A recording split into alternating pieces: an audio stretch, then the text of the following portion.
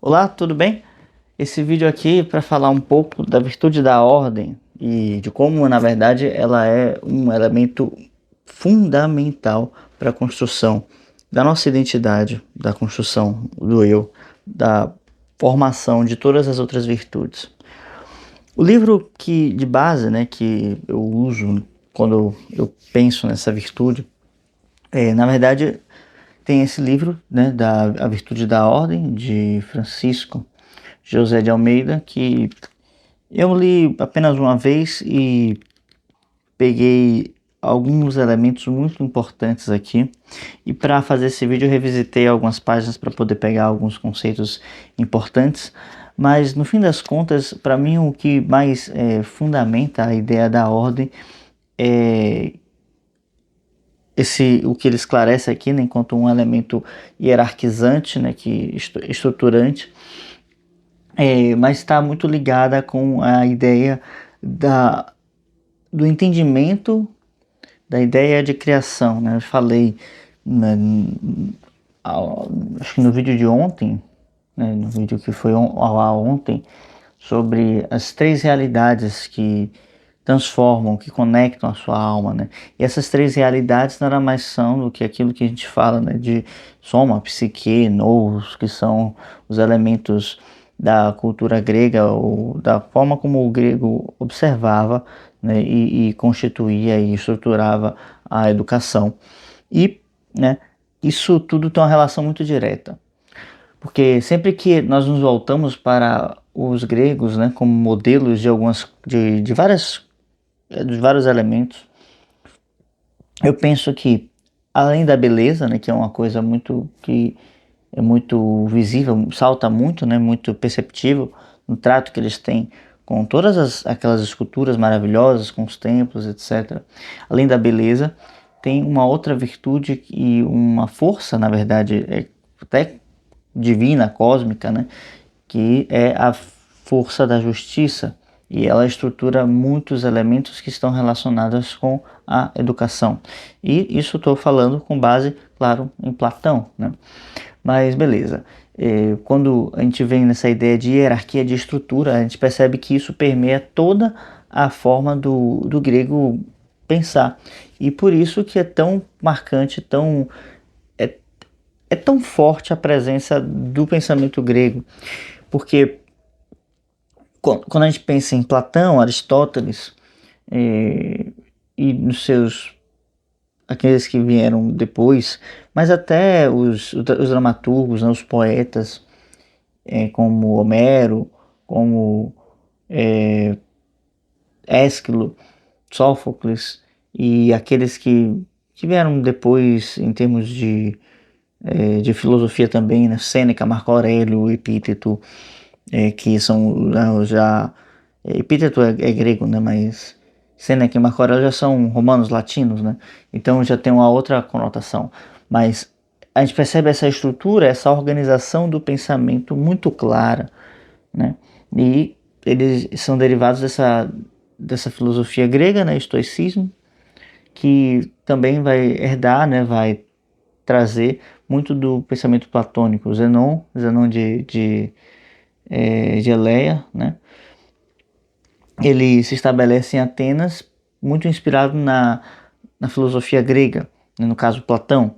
E Platão tinha essa característica de ser estruturador de ideias, estruturador de premissas, e trabalha as ideias de forma muito organizada. Aristóteles também, mas Aristóteles tem uma característica em seu pensamento, né, que ele é bem metódico, né, assim, até mais do que o Platão, eu penso, mas como as suas obras foram todas anotações de aulas, né, essas que nos sobraram e não foram publicadas, imagino que eles não tiveram esse cuidado de exposição, né. Acho que Aristóteles às vezes ele é muito exagerado na quantidade de exemplos, e o que é normal dentro de aulas que correm por vários dias, né?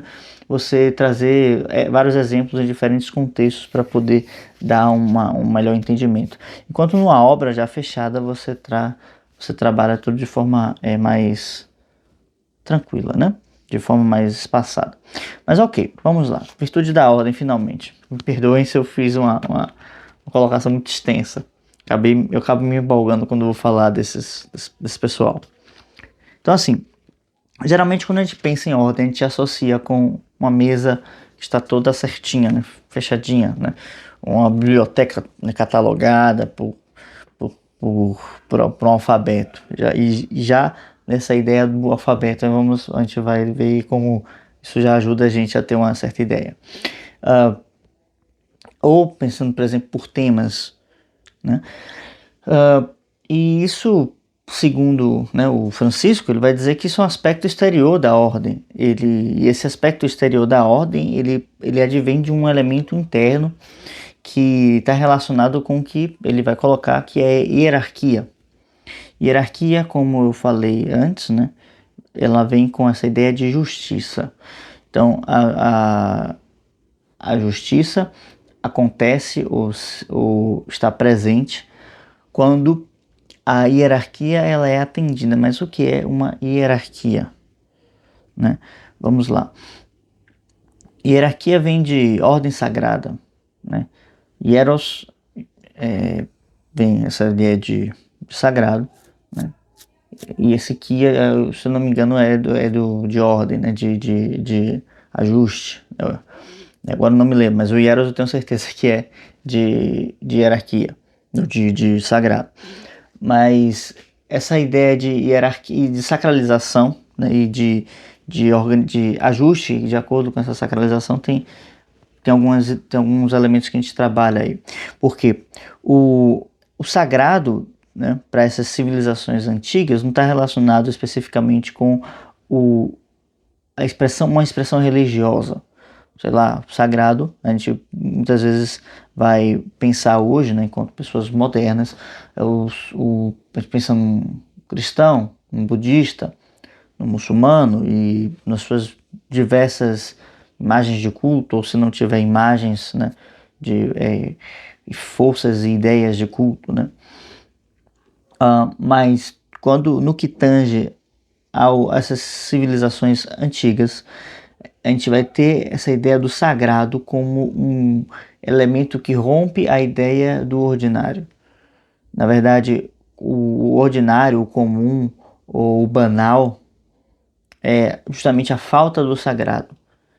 E isso vem trazer uma espécie de dicotomia e de dualidade muito comum para essas civilizações antigas, que justamente é o que nós chamamos hoje de espírito e matéria. Então, como se nós tivéssemos um lado luminoso, superior, que tem um pensamento intuitivo e organizado, né? E um outro elemento caótico que não tem controle, que está o tempo todo se modificando. Essa organização, essa estrutura é observada no universo, quando você tem, por exemplo, a alternância de dias e noites, sendo o Sol esse elemento que é estruturador, que é contínuo, que não é mutável, e a Lua que é um elemento mutante, né, que a cada semana está de uma maneira diferente. Então, vamos pegando essa ideia. A organização é um aspecto externo que eu observo, né, que eu posso chamar de ordem exterior. A ordem exterior é a organização, ou seja, quando eu coloco tudo arrumadinho, né, como uma pessoa que tem muito toque.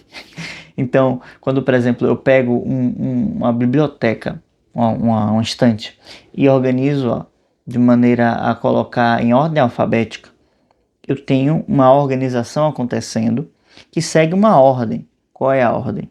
A ordem alfabética. Ou seja, a ordem não é a representação externa de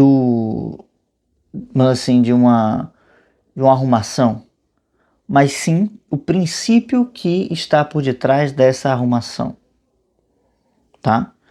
Pode parecer a mesma coisa, mas é só aparentemente. E justamente porque tem a aparência parecida que nós confundimos a ordem com algo meramente formal, meramente de aparências. Então, assim, a ordem enquanto força moral, enquanto força estruturante, enquanto aspecto que estrutura a nossa vida e o universo, ela está presente em todas as coisas. Todas as coisas. Todas as coisas. Quando nós vamos quando nos voltamos para a natureza, tem alguns exemplos que são muito claros nisso. Por exemplo, a ideia do carbono e do carvão, né? Que melhor, o do carvão, do grafite, que são átomos de carbono desorganizados, e quando isso passa para o diamante, né, isso nada mais é do que átomos de carbono muito bem organizados e estruturados, né? Então a ordem que ele segue é mais perfeita, e por isso o diamante ele possui uma capacidade de duração muito, muito, muito maior do que os elementos, do que o carbono, do que o carvão, né? Existe uma coisa interessante, né, no mundo material, que quanto mais valiosa é alguma coisa, mais ela tem um aspecto de duração, mais tempo ela fica presente na natureza, né? Então, por exemplo, o ouro, a prata, o diamante, são todos esses elementos que são muito valiosos, tanto financeiramente quanto no aspecto simbólico. Uma árvore que leva, né, algumas dezenas ou até centenas de anos para se desenvolver. A ideia de rios, de mares, de água no geral. O fogo, enquanto um aspecto que deve ser mantido, inclusive o fogo tem uma coisa muito, uma dualidade muito presente nele, né? Que é a sua fugacidade, né? Ou seja, posso ter uma tocha e a qualquer momento essa tocha pode se apagar. Mas o fogo ele está representando justamente a quebra da escuridão e, né, a possibilidade de ser, de não ser mais animais, né, como representa nos mitos. Então, a ordem passa por essas nuances. Nem a ordem não é simplesmente um aspecto de organização externa, mas sim uma estrutura que nós definimos e seguimos. Importante disso, definir e seguir. Precisa ser pensado, precisa ser direcionado, intencionado e precisa ser seguido. E no aspecto humano, não podemos dizer que nós temos uma ordem aleatória. No aspecto ordenação para o ser humano, as nossas possibilidades de ordem são poucas, tá? E aí vamos trazer alguns elementos aqui. Vou parar para ler aqui um pouco do livro, para a gente ter um pouco de interação com ele aqui.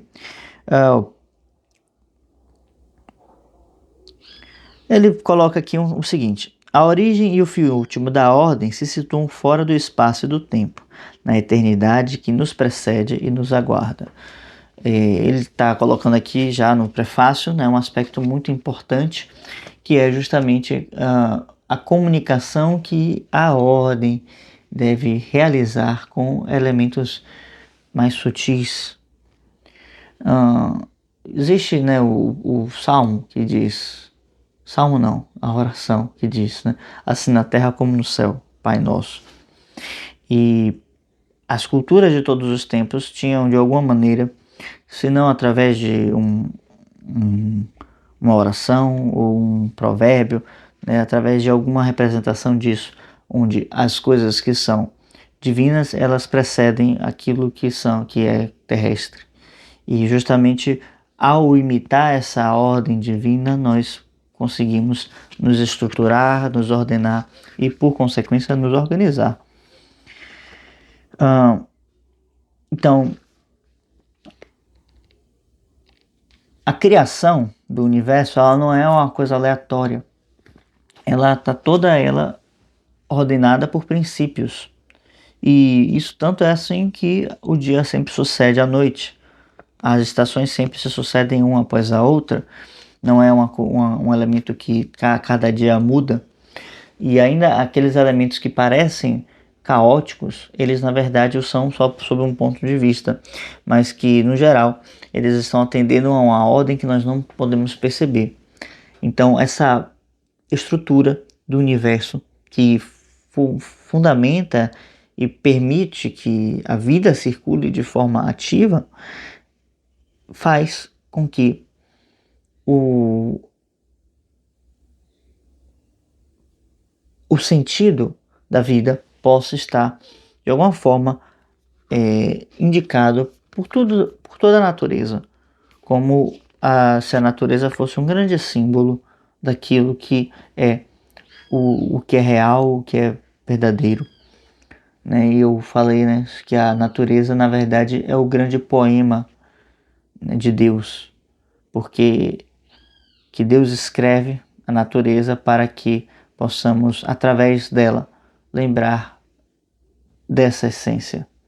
E assim que deve ser toda a poesia, né? Nesse canal falamos sobre isso, poesia e arte, e os princípios filosóficos que a fundamentam. Quando eu falo, por exemplo, arte, filosofia e literatura para a formação humana, ou na verdade, filosofia, arte e literatura, né? Porque é justamente nessa ordem que eu penso as coisas, né?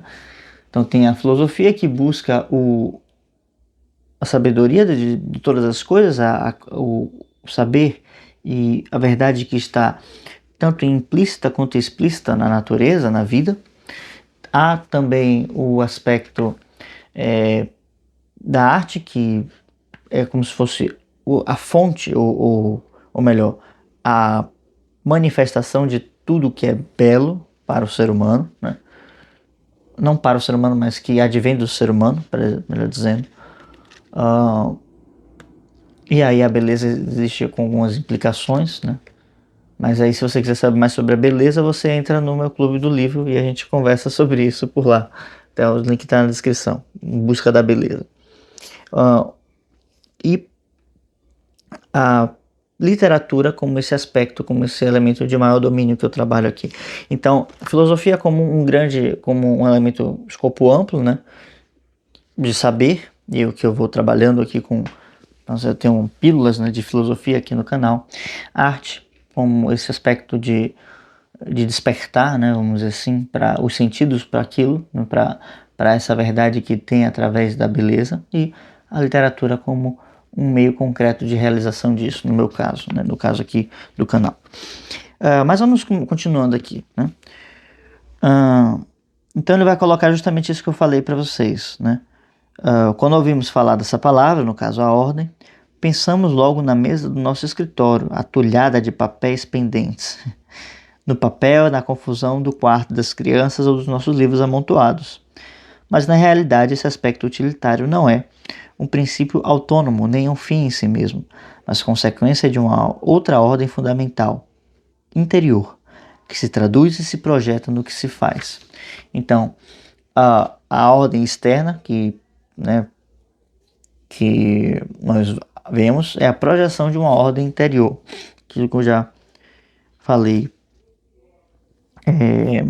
agora há pouco, né? Então, assim,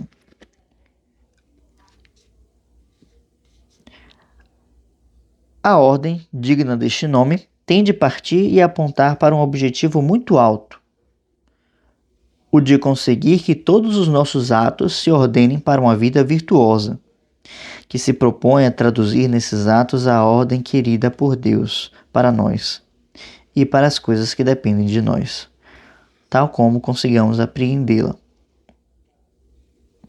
A ordem será assim mais que uma virtude, o resultado de muitas virtudes. Então, ele vai continuar aqui mais um pouco, mais pra frente. Deixa eu pegar logo isso, porque acho que vai dar uma contextualização boa. Nada no universo existe sem finalidade. O homem, dotado de alma imortal, menos ainda. Então, essa ideia da ordem enquanto um aspecto que busca fazer com que aquilo que tenha uma finalidade ou um propósito, né, já que nós gostamos de falar essa palavra na internet, um propósito ou uma vocação, ela vai nos indicar que tudo aquilo que vive e vive para uma finalidade. Mas se não há a ordem, não há como se realizar essa finalidade. Então, assim, para o ser humano existem alguns princípios que devem reger aquilo que nós construímos, aquilo que vai ser a nossa vida. Quais são esses princípios? Eu costumo falar aqui bastante sobre a formação sentimental, o desenvolvimento de um campo saudável de emoções. Porque eu enxergo que há uma falta muito grande nesse sentido e no que e na formação geral, não somente na ideia, né, de que precisamos de um pensamento mais claro, de uma intelectualidade formada, tudo bem isso, claro, e que já tem muitas pessoas que falam sobre isso, mas especificamente eu gosto de falar sobre a formação desse sentido interno, né, dos nossos sentimentos, porque isso muda a maneira como nós nos relacionamos com as experiências, principalmente por isso. Então, assim, quando eu estou em contato com uma experiência, ela tem a sua densidade e ela passa pelos sentidos e vai chegar à nossa inteligência, certo? Não, errado. Ela passa pelos sentidos, vai nos gerar uma sensação interna, né? Que, entre aspas, uma sensação interna, que é uma certa percepção. Então tem a sensação, que é o contato com os sentidos, através do tato, olfato, paladar, visão, audição. Mas existe um elemento interno, como se fosse uma sensação interna, que é a percepção. Essa percepção ela pode estar muito equivocada, porque vai de acordo com como a gente julga cada um desses acontecimentos. Então, assim, muitas vezes a gente fala de desenvolver a razão, porém, na maioria das vezes, a razão não tem uma oportunidade de ação, uma oportunidade de se colocar em prática, vamos dizer assim, porque já fomos tomados por uma posição ou postura irrefletida sobre algo, porque não temos uma, uma formação ou um campo emocional bem formado para entender o que ele está trazendo, quais as suas o que o mundo está trazendo e quais nossas verdadeiras inclinações. Então, a formação sentimental, ao meu ver, ele cumpre um papel fundamental nesse elemento de ordem, que é poder gostar daquilo que é bom e desprezar aquilo que é ruim. E aqui não há um fator de o que é bom para mim não é bom para você. Não, isso é besteira. Porque, né, um exemplo clássico, ninguém vai preferir um tapa na cara a um bife, ainda que seja vegetariano, né? Mas, já saindo de um exemplo grosseiro, existem coisas que são boas objetivamente. E aquilo que nós costumamos relativizar, o que é bom para mim, mas não é bom para você, estão, vamos dizer assim, no nível horizontal da coisa. Então, por exemplo, se eu coloco as coisas num ponto de vista vertical, né, eu adiciono aí ao elemento horizontal ou ao eixo horizontal um eixo vertical, que vai me dar essa clareza do que eu estou colocando. Então, no que tange ao ser humano, o que é mais benéfico para o ser humano? Aí eu remeto à palavra hierarquia, né, que vai nos dar essa ideia de estrutura, né, ou ordem sagrada, e esse contato com o sagrado é que é o mais importante, né, essa experiência com aquilo que é sagrado, com o que é imortal, com o que é duradouro. E a consequência desse contato vai nos dar a ideia de razão, de uma decisão clara. E, por consequência, né, dessa decisão clara, eu também vou ter bons sentimentos em relação a isso. Mas aí vamos lá. Às vezes a gente pode se apaixonar por coisas ruins, né? E fala apaixonar, assim, não estou falando de paixão romântica, mas está viciado em algumas coisas, né? Sei lá, eu costumo falar de Doritos por alguma razão, nunca gostei de Doritos. Mas essa ideia de comer porcarias e alimentos que não são nutritivos, né? Então, a gente pode se apaixonar por essas coisas, mas na verdade elas não nos fazem bem. E a parte da alimentação acho que é muito clara nisso, porque os alimentos nutritivos, eles geralmente não tem assim essa explosão de sabores que tem, por exemplo, os alimentos processados e que não tem tanto valor nutricional. Mas isso é uma visão superficial também, porque à medida que você vai refinando o seu paladar, você não consegue comer essas coisas refinadas demais, que são refinadas assim, passadas pelo processo, né, de refinamento, que levam açúcar, conservantes, e que em última instância não tem valor nutritivo, né, real. Então, entra bem com aquela ideia, né, aquela dicotomia, né, daquela ideia de tudo que tem muito esplendor, né, de tudo que chama muito atenção, na verdade não tem substância. Eu gosto de chamar isso de suspiro, né? Suspiro é um docinho que é de açúcar, né? Que ele tem uma forma assim toda bonitinha. Eu não sei se todo mundo conhece, né? Porque eu só comi uma vez na vida, mas me marcou muito, né? Porque eu percebi isso. Que é de açúcar, né? Então você quebra fácil por dentro, ele é como se fosse oco, assim, meio espatifa, assim, quando você mastiga a primeira vez, né? Morde a primeira vez. Então tem muitas coisas na vida que são, mas por fora ele é todo bonitinho, né? Estruturadinho assim, um chapéuzinho. Tem muitas coisas na vida que são como o suspiro, né? Ele tem uma aparência bonita, assim, né? Causa uma boa impressão, mas por dentro ele na verdade não tem força. E muitas coisas da nossa vida que nós nos relacionamos são assim, são dessa vulgares assim, né? A vulgaridade como um aspecto que, ao nos relacionarmos com ele, nós caímos caímos, né, em qualidade humana. Vai voltando para a ideia dos sentimentos e do que é bom para mim, e é bom para todo mundo, né? Porque assim, existem os sentimentos positivos, né, os que nos agregam, que nos fortalecem. Então, eu coloco a ideia, por exemplo, de piedade, do perdão, caridade, generosidade. São todos esses sentimentos que atuam ou que nos levam a atuar de forma nobre. Nobre no aspecto de nobreza de alma, né? Como pessoas que se colocam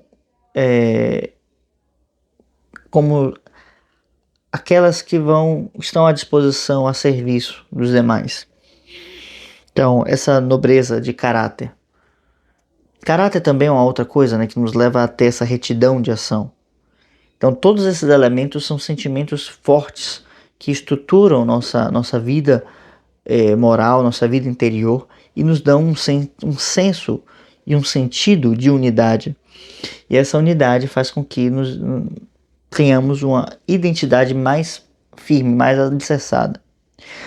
O contrário disso seria agir de forma despretensiosa, né? Com raiva despretensiosa no aspecto de indiferença, ou seja, a emoção morna é até pior do que a emoção quente, que é destrutiva, né? Mas a indiferença é a pior coisa que pode acontecer dentro do campo das emoções, né? Então, Se você não vai tratar algo com altivez, não trate com indiferença, né? E há uma diferença sutil entre essas duas coisas, mas vamos continuar aqui. Então, a ira, o ódio, o ressentimento. O ressentimento talvez seja o pior deles, né? Que eu costumo trabalhar bastante nas minhas abordagens poéticas, né? No desenvolvimento, né? Das oficinas. Então, todas essas coisas geram um certo dano, que nos coloca em posição de vítima, em posição de inferioridade, de fragilidade, não nos colocam no aspecto luminoso e forte do nosso caráter. Então, toda vez que eu incentivo, né, a tristeza, o derrotismo, a covardia, o medo, o abandono, né? Toda vez que eu incentivo essas coisas, eu estou, na verdade, fazendo com que eu e todos aqueles que se relacionem comigo, porque nada sai impune, né? Todas as relações de alguma forma vão nos afetar. Eles caiam em qualidade.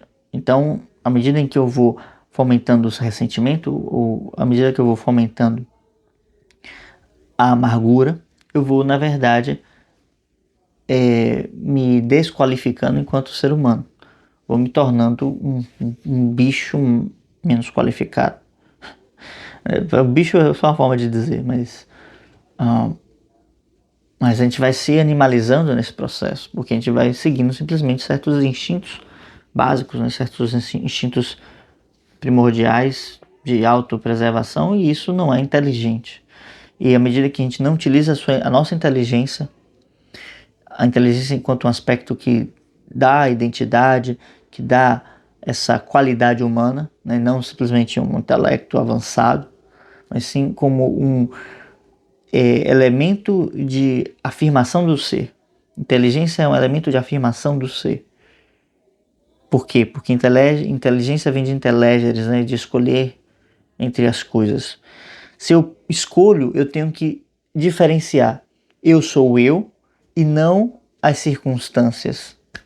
Ainda que eu tenha de assimilar as circunstâncias, né, como diz o Ortega y Gasset, eu preciso antes me diferenciar das circunstâncias, porque do contrário eu vou ser levado por elas.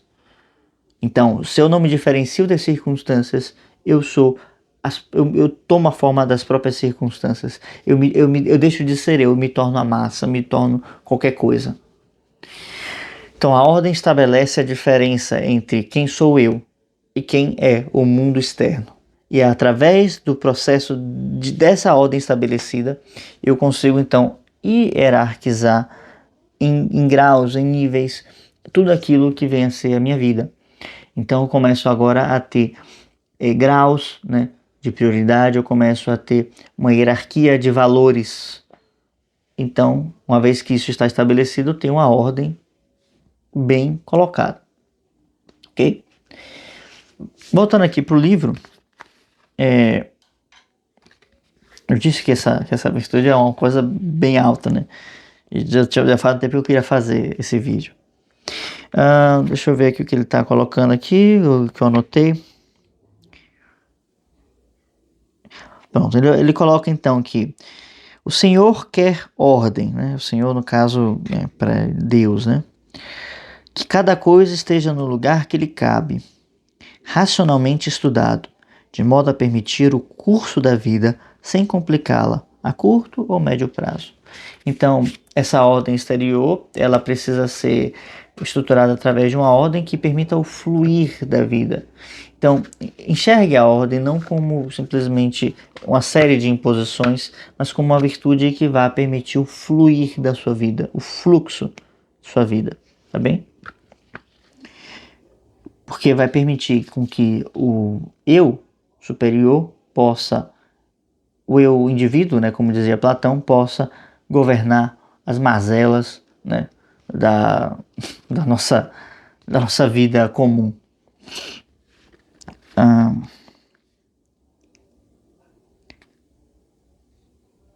Há que subordinar. Opa, peraí, eu pulei aqui.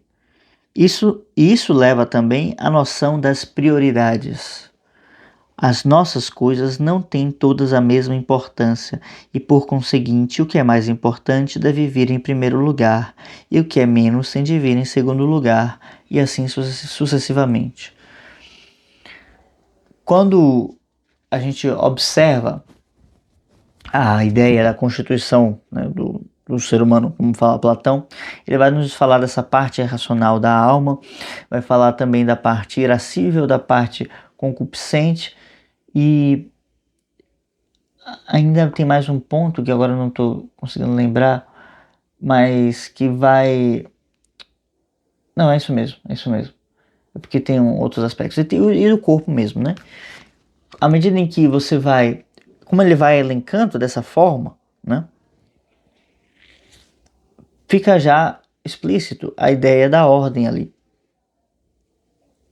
Então, primeiro, né? Primeiro de tudo, quando Platão fala da criação, ele vai falar da alma humana, que a alma humana nasce junto com a alma do universo, né? O correto nem seria dizer isso, mas enfim, só para vocês entenderem. Essa alma não é a alma temporal, senão a alma imortal. Então, antes de tudo, a alma imortal. Daí então nasce o pensamento humano, a razão humana. E a razão humana vai depois, a razão ou inteligência, né? Vai se aperceber ou se munir de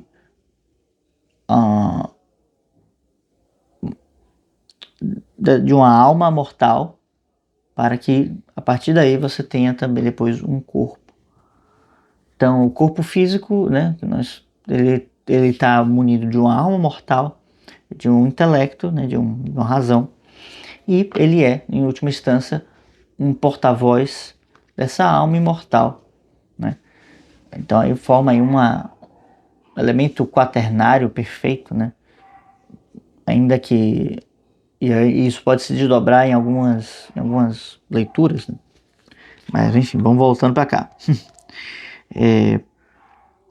Então, ele coloca aqui, há que subordinar o imediato ao necessário, o pessoal ao familiar, o divertimento ao dever, o capricho ao compromisso e, em última análise, o egoísta e medíocre ao virtuoso.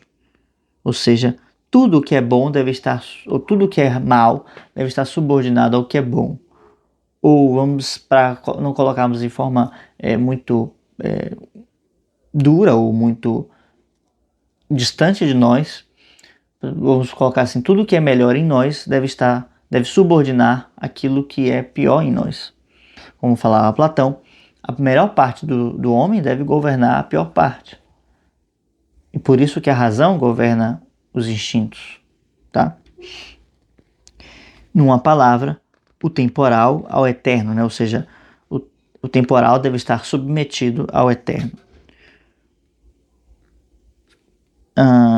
E continuamos aqui. Deixa eu ver. Trata-se, pois, de duas coisas que se alimentam uma à outra. Quais são essas duas coisas? Primeiro, convencemo-nos de que, efetivamente, a razão última para vivermos, pensarmos e trabalharmos com ordem está em que assim cooperamos para a realização do plano divino. O negócio já escalou bastante, né? Segundo, que essa finalidade suprema, se lá no fim queremos alcançar, tem de refletir-se agora na ordem com que colocamos as camisas, os lenços e os sapatos. Isso é, na vida diária. Qualquer fragmento de ordem nas coisas materiais, nas atividades do espírito, no trabalho e no lazer, na família, etc., tem todo o valor, apesar de um ou outro parecer insignificante ou sem conexão com o fim último. Esses motivos imediatos não podem fazê-lo esquecer por trás dele.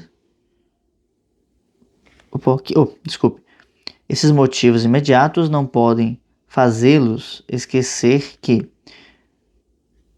por trás deles, se escondem chamadas divinas para uma unidade de pequenos atos diários,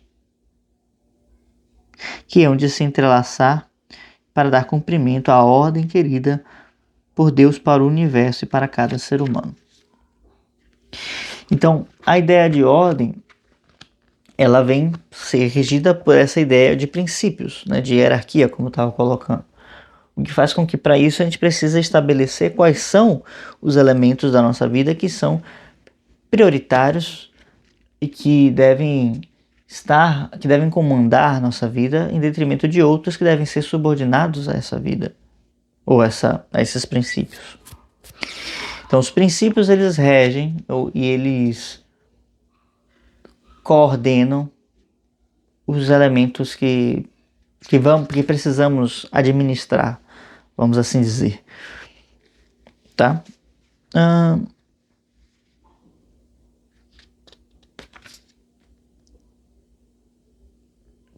Então ele coloca aqui: precisamos averiguar quais as realidades devem sobrepor-se ou subordinar-se a outras.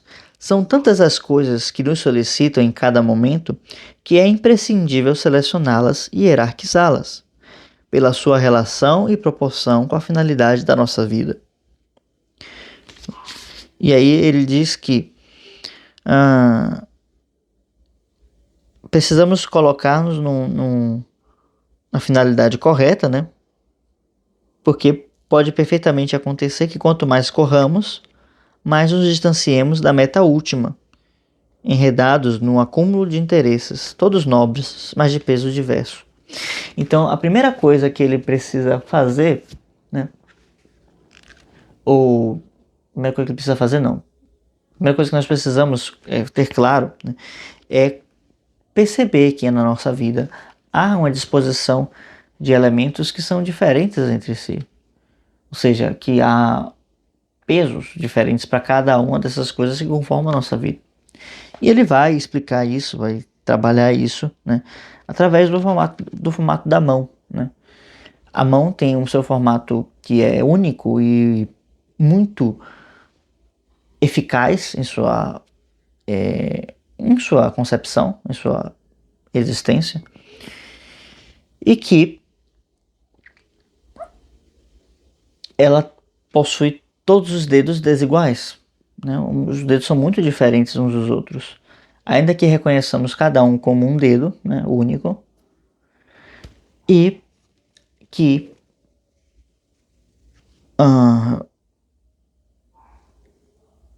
eles trabalhem,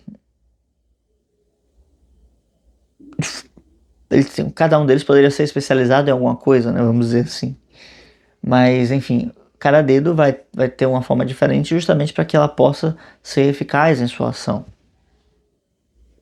tá? E ele vai usar justamente essa imagem da ordem para poder nos orientar e a escolher essas coisas, a escolher esses elementos. Tá bem? Mas eu vou ficando por aqui, porque o vídeo está ficando muito longo, acho que eu já tratei o que eu queria trazer. Mas se você quiser que eu continue, né, o tratado aqui nesse livro, você deixa uma mensagem aqui nos comentários que eu continuo de onde eu parei, tá? Então, essa ideia da ordem através do símbolo da mão, trazer isso de uma forma que fique visivelmente claro, né?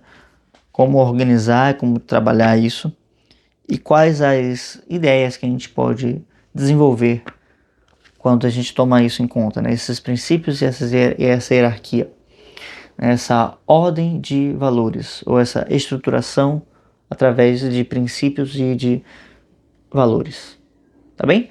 Eu espero que esse vídeo não tenha ficado muito cansativo ou exaustivo para você e que ele tenha sido útil e transformador. Se você gostou e chegou até aqui, muito obrigado. Deixa um like no vídeo, por favor, que isso fortalece aqui o canal. Se inscreva, deixe um comentário. Se tiver alguma dúvida, por favor, deixe também nos comentários. Eu agradeço muito a sua atenção e o seu interesse em acompanhar aqui esse vídeo, tá bem? Muito obrigado Até a próxima.